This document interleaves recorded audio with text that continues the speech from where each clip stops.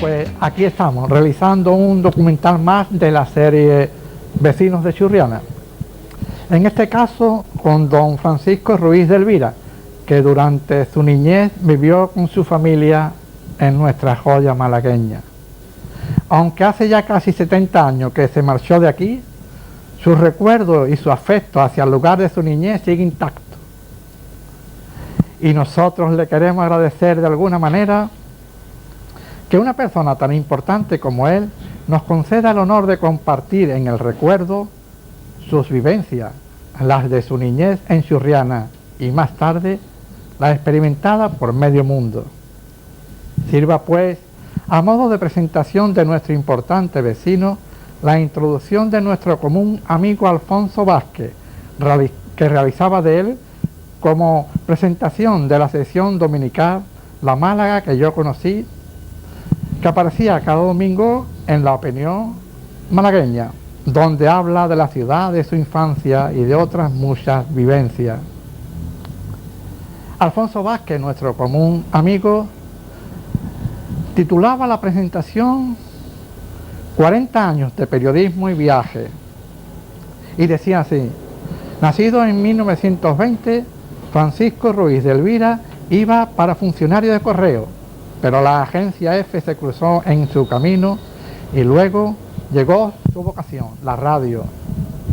En sus 40 años largos como periodista, a Ruiz de Elvira le tocó informar de los sucesos más relevantes desde puntos del globo tan dispares como El Cairo, Roma, Nueva York o Argel, donde contó al público español la verdad sobre los últimos años de la colonización francesa.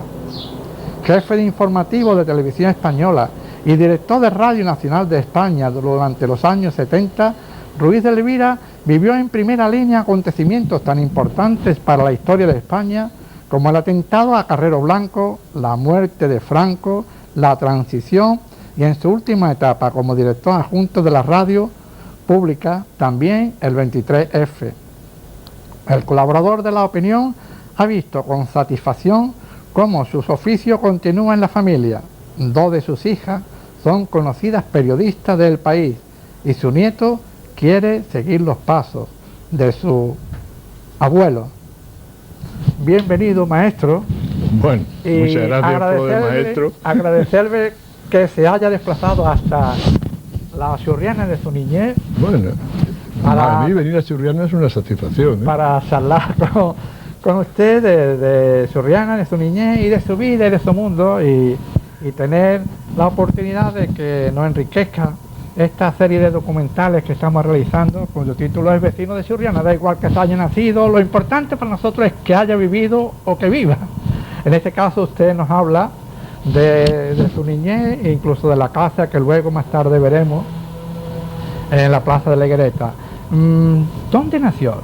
Nací en Manzanares, en la provincia de Ciudad Real, pero la familia de mi madre era toda malagueña y concretamente venían de Casalamonela y era malagueña por completo. La de mi padre era manchega, o sea que soy mitad manchego, mitad malagueño por origen.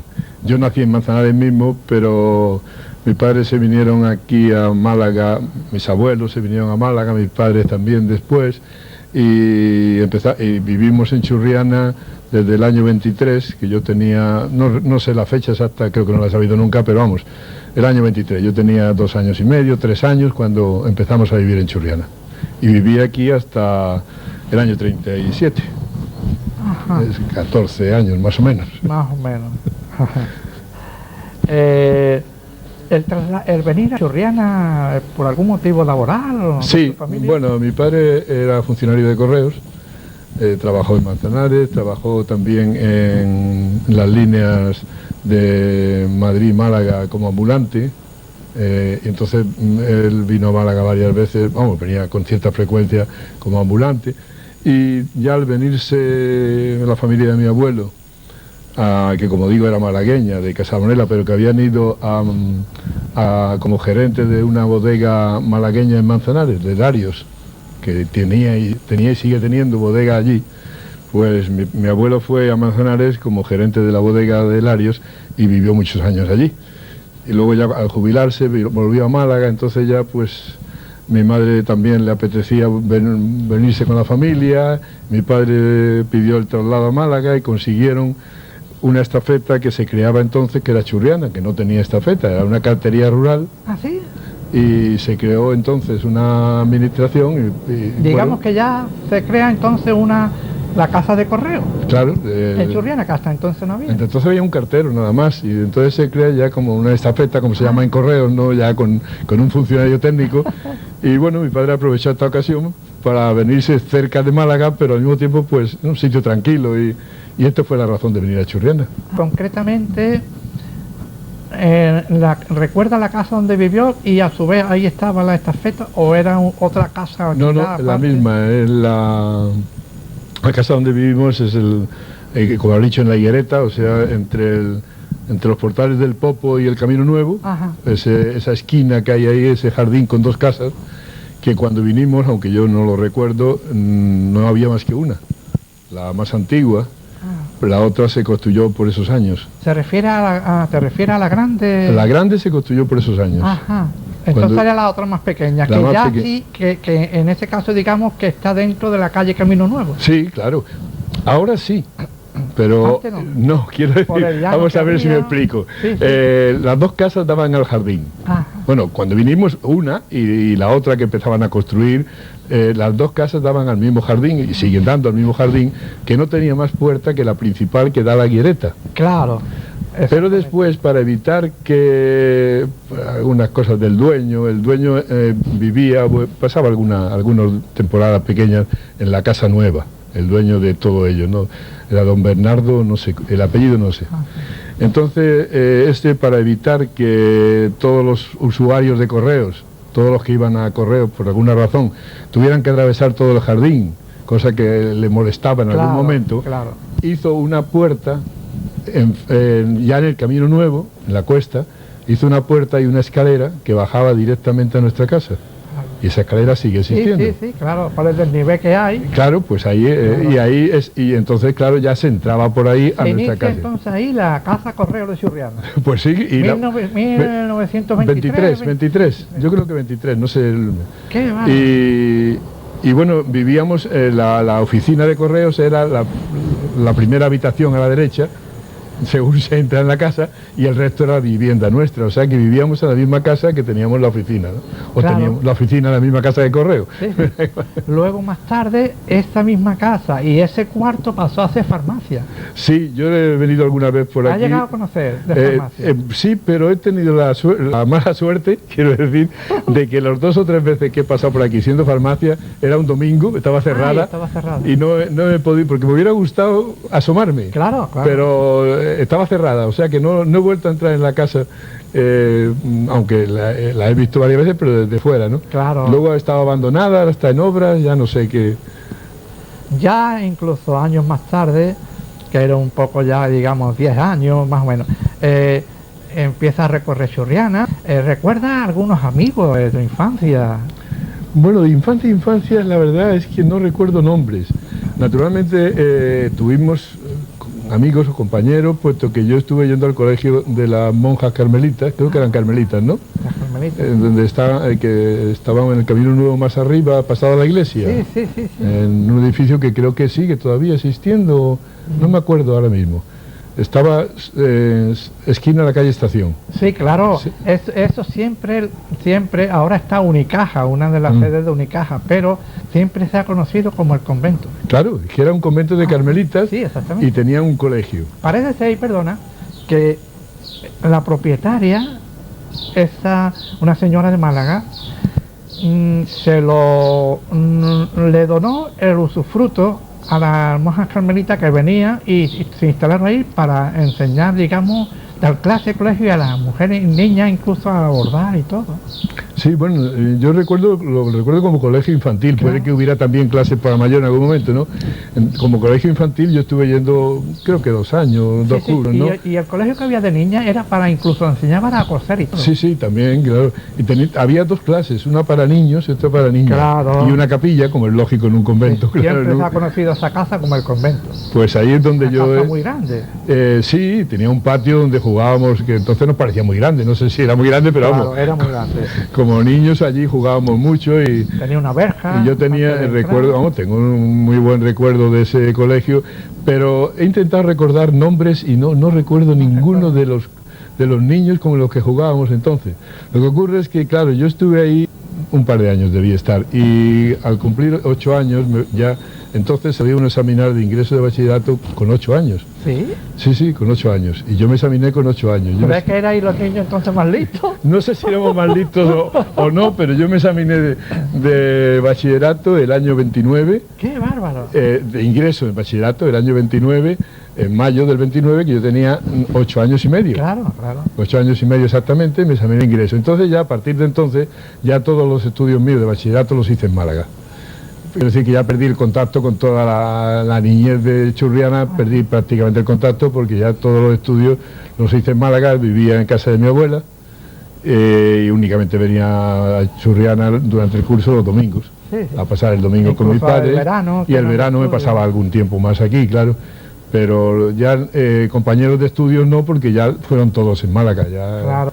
Y de esta etapa, por ejemplo, los veranos que venía, y quiere decir, ¿te recuerda algunos nombres de gente que podías con ellos corretear por las calles de Churriana, Buenavista, Ñoreta, La Vega, La Higuereta, que era donde vivía, incluso el mirador, que entonces no existía, mirador, pero sí ¿no? los lavaderos, los lavaderos que había, no sé si los recuerdas. Y la calle del agua, que era claro, entonces la escalerilla que le llamamos, la calle del agua. La calle del agua, que era una subida. Pues no recuerdo nombres hasta ya un poco más avanzados, ya cuando los años 34, 35, entonces ya me acuerdo concretamente... ¿Tienes 14, 15 años? Sí, 14, 15 años, me acuerdo concretamente de Cristóbal Salazar, que hemos hablado antes. Primo de mi padre. Primo de tu padre, Salazar, sí. De Rafael Peláez. Rafael Peláez, uno de los propietarios de las Carmelitas. Las Carmelitas, exactamente, sí. Rafael Peláez, Paco Barea.